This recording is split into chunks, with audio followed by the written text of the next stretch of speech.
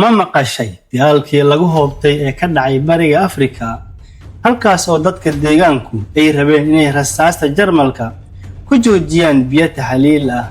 Kani waa kacdoonkii Maji-Maji, mid ka mid ah halgamadii ugu adkaa ee looga hor yimid gumaysiga qaaradda Afrika.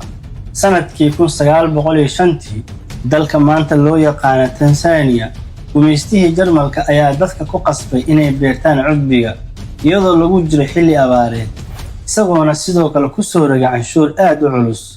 Shacabka oo dhibaatadu ku badatay ayaa go'aansaday inay iska kiciyaan heeryada gumaysiga.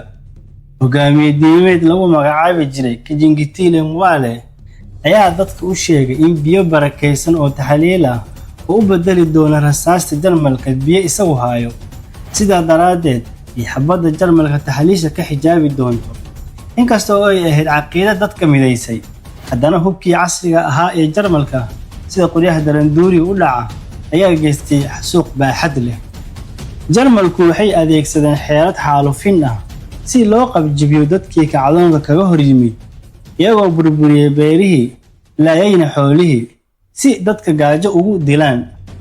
In ka badan 250,000 oo qof ilaa 300,000 oo qof ayaa ku naf waayay dagaalkaas iyo macluushii xigtayba. Inkasta oo kacdoonka laga guulaystay, Maji-Maji wuxuu abuuray miraha xorriyadda ee Bariga Afrika iyadoo tusaale u noqotay midnimada ummadeed.